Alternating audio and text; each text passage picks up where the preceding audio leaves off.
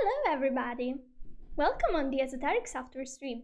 My name is Erika, and in today's stream we are going to begin a new little project, which is going to be the creation of a interactive web page for the Esoteric Software website. We already did something similar in the past, which is available in examples on the little owl, but we never explained it. We will give our character the ability to follow the mouse or to have some kind of interaction when the mouse moves within the page. So this will be our objective, and we will set a character from scratch, from an illustration, and follow all these steps to arrive at this point. I only know little HTML, so I will start from a template that Nate gently coded for me, and I will give you these files so that you can follow along with this tutorial once we reach that stage as well, so that you can also bring your characters to life and, for example, make interactive backgrounds or a very nice interactive web page for your portfolio page, or, well, the imagination is the limit. So here it is. This is the illustration. Now, I have already exported this illustration using the Photoshop to Spine script.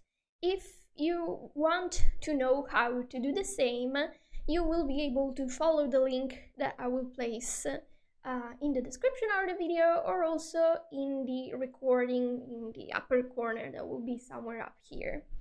Right now, you can simply download the files if you want. So this one that we have here is just a pre-visualization of the final effect that we have in mind. It's going to be something like this in the end. So imagine that we have here the page menu up here, and this is going to be a web page in the end. So we're going to set it with this in mind. Now you'll notice that I've placed the origins, and now you'll be able to see better, here in the middle where Spineboy's face is. This way it's easier to center it for web pages. Let's go over the pieces that we have and how we are going to make use of these to make the interactive animation, and how the interactive animation is going to work. So first of all, the script created the skeleton, then we have the root, and that's common to all projects, and then we have the pieces. Oh, by the way, the art is made by Siniša. Again, isn't he amazing? He did this like in no time. He had these ideas, he whipped it, and there we go. We have Spineboy in a completely different and original pose that we haven't had before. So the eye, what's the use for the eye? It's not really, there's a side version of the head. Yeah, he placed a lot of alternative images, and that's amazing. So I wonder if we'll be able to make use of all of them. I'll try my best. I guess we'll start with the simple version of this, and perhaps we can activate some image switching depending on where the Spineboy skeleton is placed. So that's gonna be interesting to make. We have also several hands that we can have here. Now the beauty of this, I'm not sure that I'm going to actually use all these hands, but I could have some interactive animation that changes, and the influence of this image, of this animation, will also change depending on where the cursor is placed on the screen. So keep that in mind. We are going to make some slightly different cycles depending on where the cursor will be. Then we have several vortex ripples that we are going to use to create that tunnel effect. Actually, I can expand it all so that we can see where we have the alternative images. By the way, to expand your skeleton, just right-click the mouse, so right-click here on the little arrow to expand, and then, for example, left-click, or compress everything in your skeleton. It's a very nice shortcut. I totally recommend using it. So overall, it's going to be a very easy skeleton, and I guess that the interesting part will be the setup of the animations for interaction and the actual interactive part.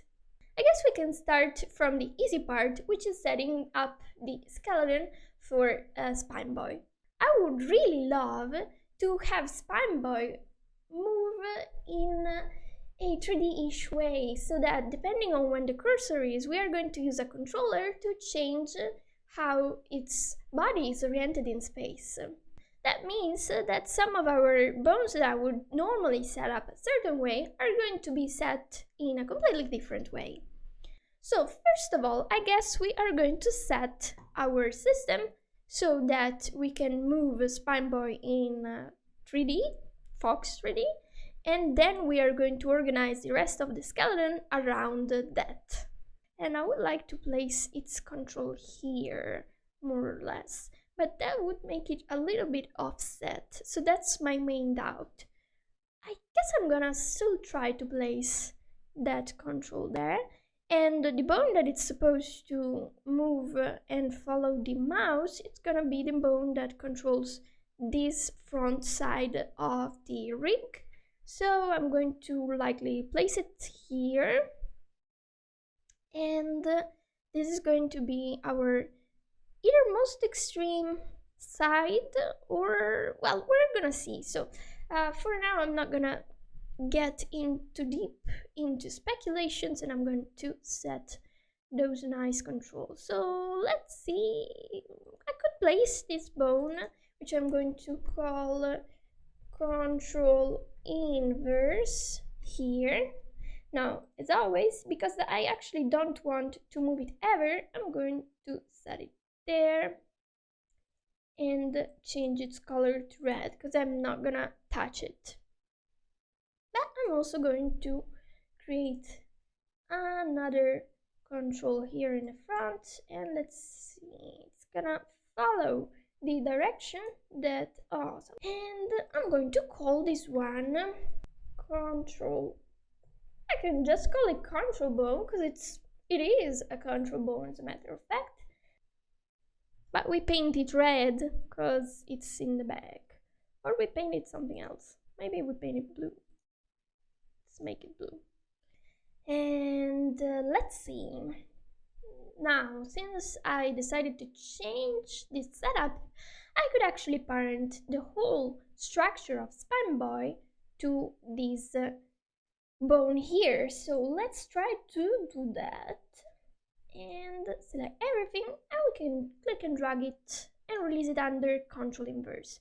Now, because this whole structure relies on this bone to establish where Spineboy is placed, then we can move this control bone inside the structure here, so that we will use it. It will also be influenced by where we place our Spineboy here. Let's say, so this is the focal point, and that might be a good idea. So I'm going to place it 0 and 0, so it's nicely centered, and I'm gonna save. So the one that it's gonna move the less for sure is this one. So this is likely, the body is our safest choice, and it has also this nice geometrical shape, so it's a perfect example of the creation of a mesh. So let's try that, and we are going to, well, no, we don't go in animate mode. We edit this mesh after turning it into a mesh, and then we zoom in and we focus on this shape.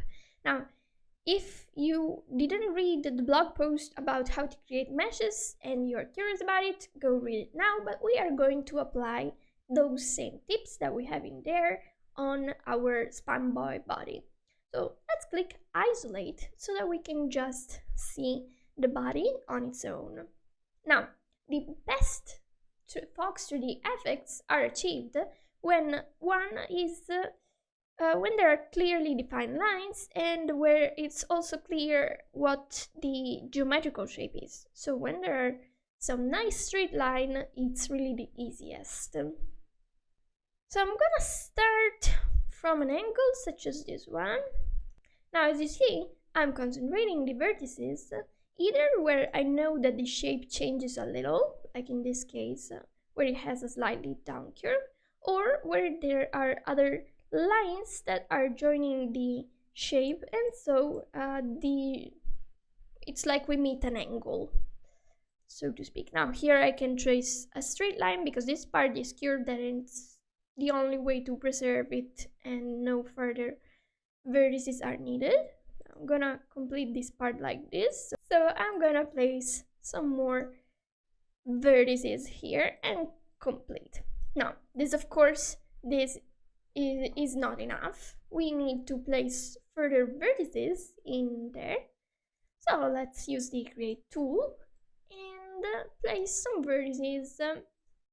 So you see that I started placing these vertices where there are lines and trying to follow the shape. Now, if we have to follow this shape here, I would say that one other vertex here is needed and another one here so that we can create, it's like there is this side here and the front upper side here. Perhaps we may also want to slice this further, but for now I'm gonna be okay with just this for this portion, and I'm gonna leave it at that. Now here I'm gonna separate these two, and I'm also gonna separate the arm from the rest of the body, and I'm gonna also create this side of Spineboy like this. So it's like I separated the upper part from the side part of Spineboy. Now maybe if I want to go all the fancy way, I can add some lines here to follow the drawing even better and convey further that this is not just a flat side, but that it has more circular volume, so that is also an option. So here I'm gonna trace this line here, one on the butt, one on the butt, and there we go. So I'm gonna accept it. And we are going to maybe work around this, yeah. Also, we want to create a mesh for the head, for this first version of the head, since we have several of them. Let's try the trace tool now. I wonder if we should try to animate his hair too. In case we need a more detailed mesh. A rather good mesh, so I'm gonna accept it and just modify some vertices here and there. Like for example this one, we don't need it. We can instead just push this down and push this one down too. Then let's see, we can create, yeah, I guess I want a vertex here, so we can separate the ear from this part. Yeah, I want this slightly upper. So here, there we go. And then we want to also follow the shape of his visor. Yeah, I guess that's a visor. So I'm trying to follow it this way. And I'm gonna also enforce these lines here. You don't have to be super precise, but if you can overlap the lines, you're gonna achieve great results. And then we try to follow to create sections like this, okay, so that we can separate those parts better. I guess I want to, yeah, place a vertex here. So here it doesn't matter because there's nothing here, it's solid, so no further vertices are needed. But perhaps we add a vertex here and we create a straight line here to separate the ear, so we can move the ear a bit. And the same goes for this one. So I'm gonna enforce this yellow side here since I like it very much. Same here. I want to separate this part so that it can deform and not be connected to these vertices instead. Reason 2. How do you decide to use the yellow vertices? Oh, that's a very smart question. So the yellow vertices have they are there so that we can enforce the geometry that we prefer and not the one calculated by Spine. Now, Spine will always try to join the 3 vertices closest to to them. So let's say that we want to keep this triangle because in this triangle we have something that we want to preserve or to deform in a certain way. Now, if we add a vertex here, then it's going to destroy our triangle, right? And it's now divided in two, which may ruin our image. So we place a straight yellow line so that we enforce the vision that we had in mind. Now let me remove these. Actually, I'm gonna keep this so that we can deform his hair, his pretty hair. I'm gonna add one here. Now when I look at a drawing, I don't just see the drawing, but I try to understand its overall shape. And then I try to place the vertices so that they could help this shape stand out or be pushed back in several smart places. So let's see. I may add another vertex here so we can have this part pop out a little. Now, if I imagine this part be a little bit more 3D-ish, then I'd imagine a line crossing this part here. So this means that I should add another vertex here and another vertex here so that it can deform the way I envision it. Then, to have a very good shape, I'm going to make it follow an imaginary twirly line like this. Okay. Now that we have all these vertices, and when you see them without lines, you can clearly see that I mostly followed the lines of the drawing, and that's what you should also aim to do when you create your meshes in Spine. Let's try to create a test animation for it. And I'm gonna move this bone around. So if this is the extreme, then I'm gonna key its translation here and on frame 60 so that we define that. Then I'm gonna move this here, and I want to also move this one here more or less, so that the motion that it's gonna be doing will resemble a bit the motion that it should also be doing when we are going to move the cursor around. So I made it move a lot. Perhaps we won't need it moving that much, but the only way to know is to start placing the weights. Now, basic rule of weighting, we always want to start from extremes, and that it's generally true, so that we can go from 100% of the weight of one bone so that we make complete use of that bone influence. Now in this case we can't actually do that on a single mesh because here we have several meshes in a chain that should be able to work together to achieve a nice perspective. Now in the case of the head, perhaps we want either the head to move to be able to be moved independently, and we may also want to move independently those hair, his hair. So we are going to create a couple of controls to control the head. Now normally we would use this kind of bones, and perhaps in this case it also makes sense. Yeah, but we are not gonna rotate it conventionally because we are going to make use of the fact that it can rotate in a more 3D space. So we are breaking the puppet here. We are gonna do some more advanced animation compared to the cutout rotations that you see in puppets.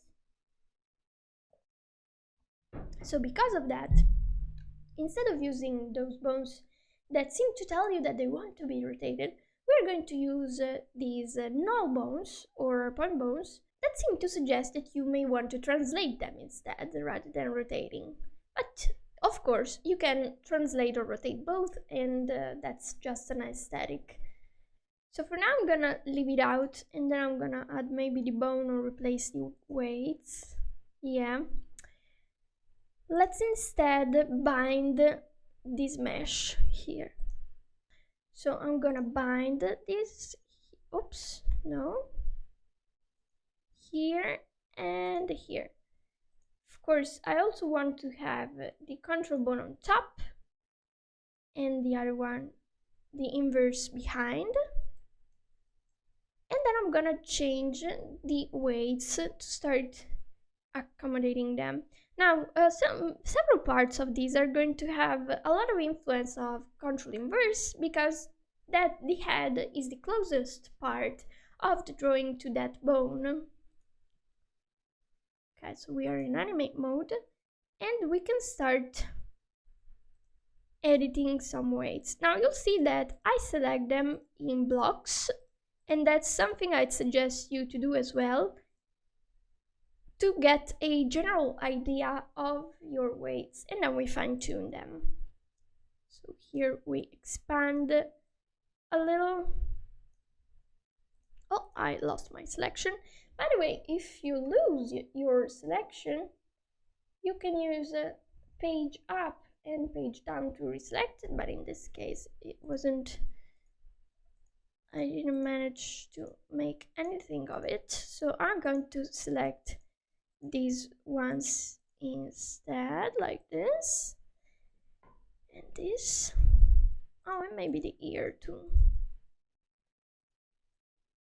Alright, so then I change the weights a little, but it clearly needs to be a little bit, otherwise you see deforming too much. We don't want that. Okay, so that's 1%, that's really little. Okay, let's apply that 1% for now. Keeping in mind that we also have other parts like the body here that we want to attach to it. Damn, 1%, it's really not that much. So perhaps I've been moving this bone too much. Yeah, perhaps I'm going to move it a bit closer. So to do that safely without ruining the mesh that we already bound to it, you see it's already moving no good. So we want to instead maybe place this one here at the height of the feet. So to move that safely, we activate compensation like this. We place it in the middle of his heels, which will be the farther away point that we have. And then we need to press update bindings, because if we try to edit the weights now, let's see, this is the result, and we're in setup mode. So to avoid that, we press update bindings so that the new position of this bone is stored, and now when we change the weights, everything is fine. Now we can remove compensation, and we can change also our animation here so that it's a little less intense.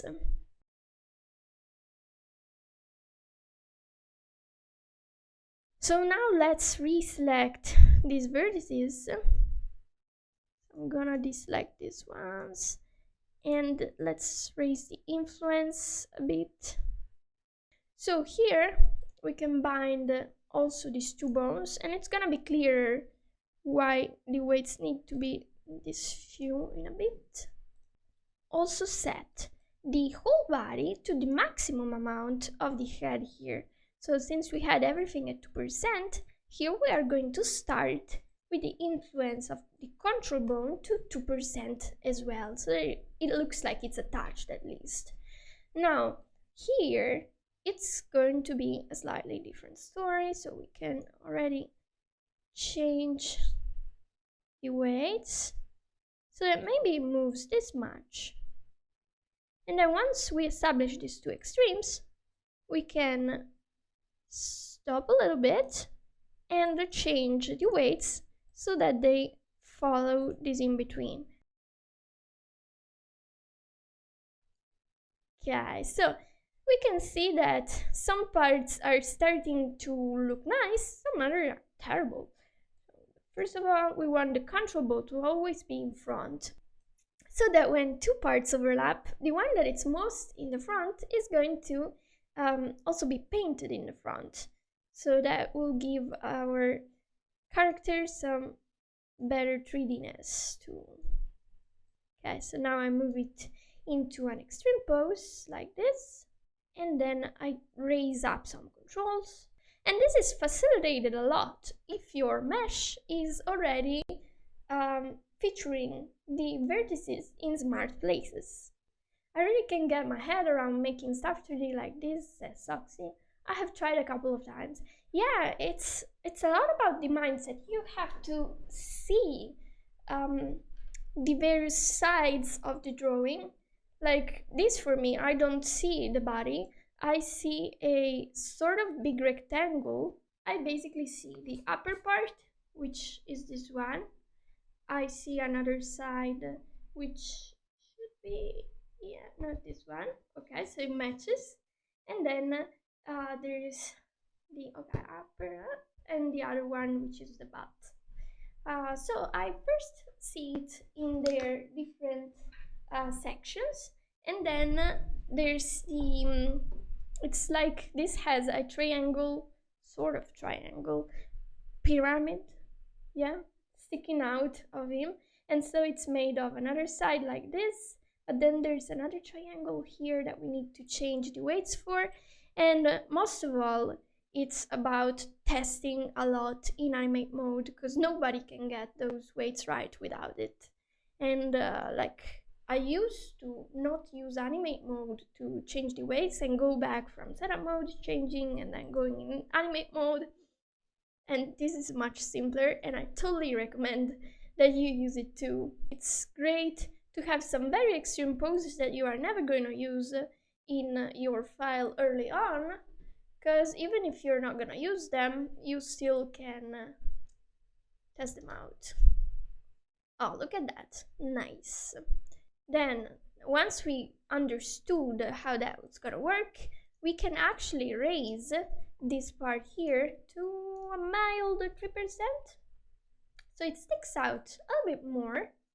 Actually, we could even, yeah, this too can use some nice 3%. His head is very big and also very round. So we are getting to that 3D-ish shape now. Perhaps here we can also get a little bit more of influence by giving 1%. And the key to have two parts stick together is to have the vertices that match, that overlap, have exactly the same weights. So here we have 2%, and here we also have a 2%. Now we can also add the controls for the arms and the feet. Perhaps the feet are gonna be the easiest ones to control. So for this one, I think I'm gonna parent the feet to the control bone so that I don't have to set any constraints. We are going to create two bones, parented to control bone, and I'm gonna call this bone L foot, and I'm gonna place it here. And notice that I'm pressing Control and then clicking on an image to select it, then releasing Control, and then clicking to create a bone that has the name of the image that we selected and that has the slot and the image parented to it. So mesh, edit mesh, and let's try to trace it. Good tracing. Yeah, tracing was satisfactory this time. So the outside is rather good because it goes rather close, it follows nicely. Then the next thing that we want to do, we create a border so that we can separate this side from the upper side and from the soles. So I'm gonna create some parallel vertices to achieve that. Cool. Took really very little time. Now edit the mesh, and we are gonna do the same for these. Perhaps we are gonna trace it too. I like this tracing result, yeah, so I'm gonna accept it. And then I'm gonna create again a border to separate this part. Perhaps this is enough. Yeah. Alright. So these are the feet, so that we can also weight them both to the feet and to this bone here, so that they can be also affected by the translation. and follow everything. Now we do the same also here on his leg. Nice. I'm gonna just remove this vertex here and drag this one down. And then we create again a vertex here, because here there's a line, so it's easier to convey that this foot is in 3D if we follow that line.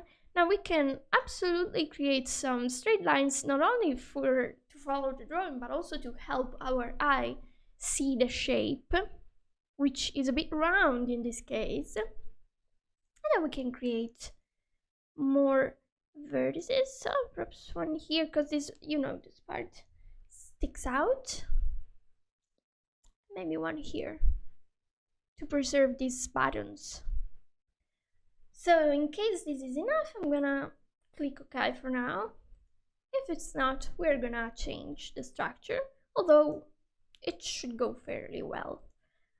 Accept the tracing. That went so quick, I didn't even comment it. It just went and bam, done. Okay, so as you see, I created another little section here to convey the fact that this is a bit more round. And you see, who was asking? It was Rizuchu. So this is a case where I want to enforce a certain geometry, because this line here would be breaking the line present in the drawing. So I enforce this one this way. And maybe this one can go as one single point, since this is straight line, this is mostly straight. Looks good to me. Next, we finish with these two legs here, and then we will parent all of these parts so that they follow these two bones. Mesh, edit mesh. Let's try the tracing again. For this I want more concavity if possible. Apparently it's not possible. Okay, so I'll make it manually, it's not a problem. New, and we start here. Nice straight line, nice straight line, and then here, here, here, and okay, we complete like this. Then we separate the red part from the gray part. We ensure that this is a straight line so that it deforms nicely. Okay, perhaps we add one other vertex here, yes. And then some more. We also add, see, okay, I would prefer to make it here so that it's a straight line in this case. And maybe this is enough. So let's try with this structure here. So I'm gonna save and then bind all these new parts to the respective bones. So in this case, it's gonna be the foot and that control inverse. Then the same here, bind to foot and control inverse. And again, and again, and again, and again.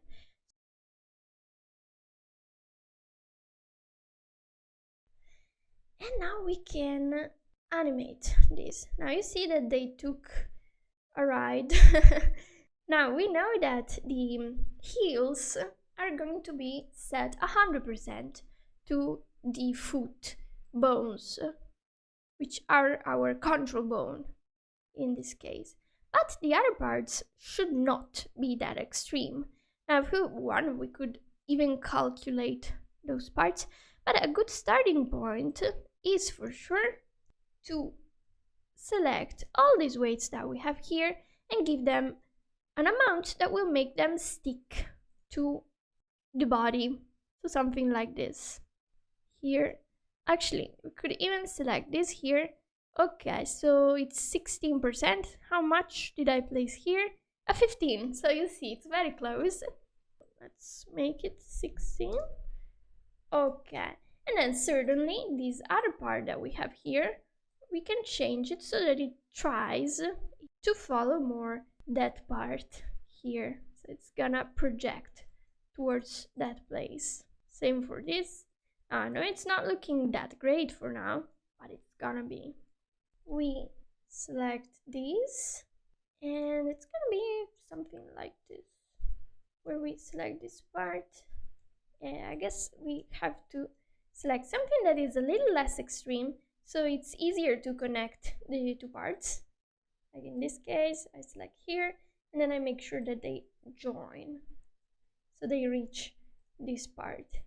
If I do the same here, I make sure that they join like this. It can't definitely go beyond this point. So I'm gonna create a key for my control bone here and set it as the new extreme. So let's remove this key altogether. And then here, we're going to also make it less extreme. Oh, and now we get a clearer angle of how Spineboy could possibly move. When something is this extreme, the parts that have the wrong weights are gonna be evident. So that's why you want to go extreme with where you move your bones when testing. Then let's change some weights so that these parts can connect a little bit better.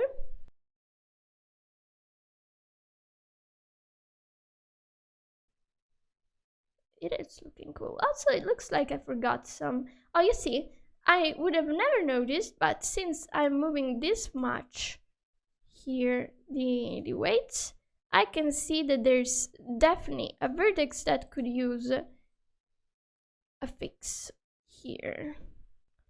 As it turns out, this is a place where the leg influence is not needed, but instead the front control is needed. So I'm gonna bind the front control so that when I move the leg around, I'm not messing up how these two parts are attached to each other. So I'll be replacing these weights of control inverse here at the base, 84%, with an 84% from this. And 84 it is. So now we have to also deliver that on the other leg.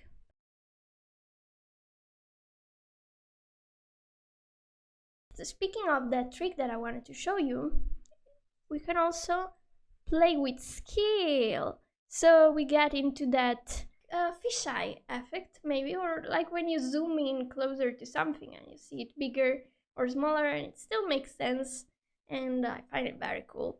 Like you can get some neat effects this way because everything is proportionally divided between two bones, and the two bones here have the same weights as this one, so this effect is really neat.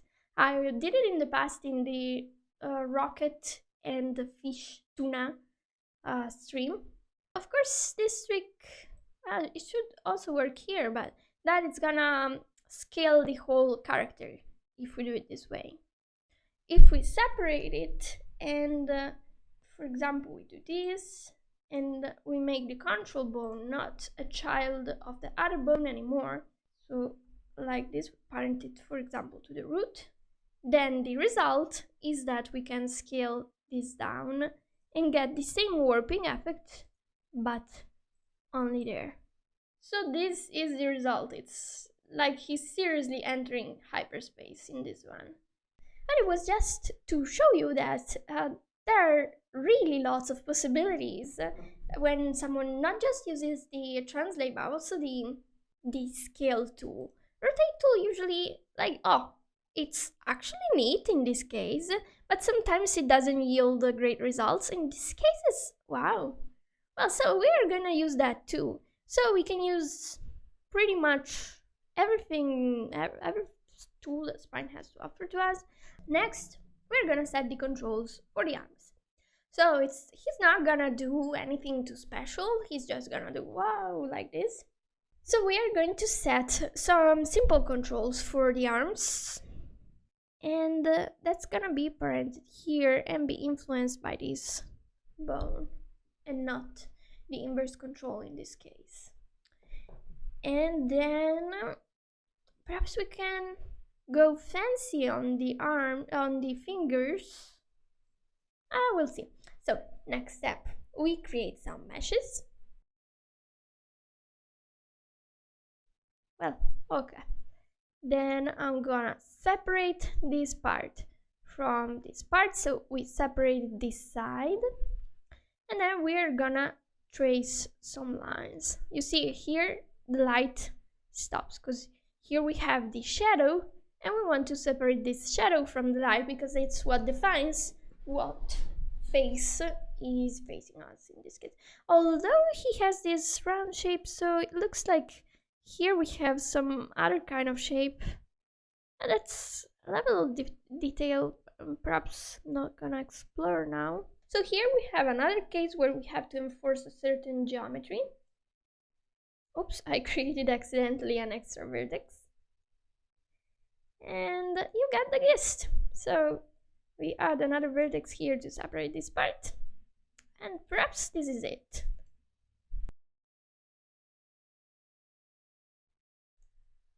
Okay, that's good. Can already separate these parts.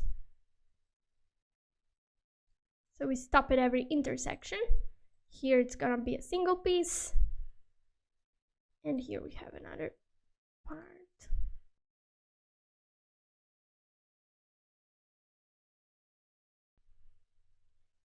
Okay, then I'm gonna add the internal vertices too. In this case, the shadow is a bit different. I'm still gonna just place it in the middle then. And then just here to suggest the shape. Okay. Ah, yeah, I have to create the bones for these various parts. Otherwise, it's not gonna work. Right? Then here. Okay. Now we can bind the various parts. I switch to animate mode. So let's see. I go and check. What's the value here? 5%. So I'm gonna assign 5% also here. Then same here.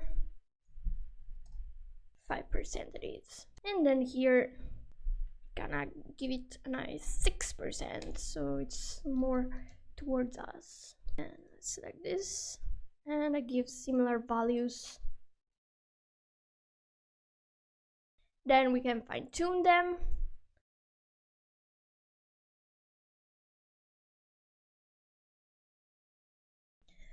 So if we try to move the hands, this is gonna be the result. Haha, haha, huh. Yeah, so good thing I checked. I have to bind the arm to both these control and these, because right now it's great. Okay, let's change it. It's gonna be easy peasy. So let's also add this one. Good thing, it's always important to test the bones.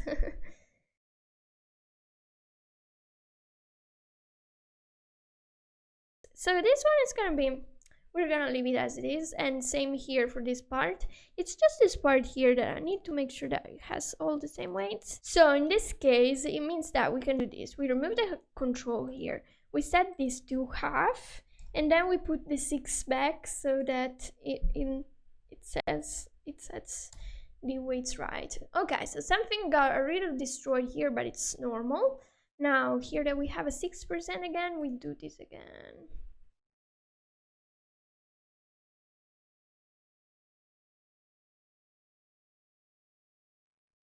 Yeah, nice. We basically did it. So we did this 3D effect in one go, and it was extremely ridiculously easy to do. So I come to new and also trying to repeat this process. As you see, it's not super hard. So see you next time. And thanks for staying with me on this stream.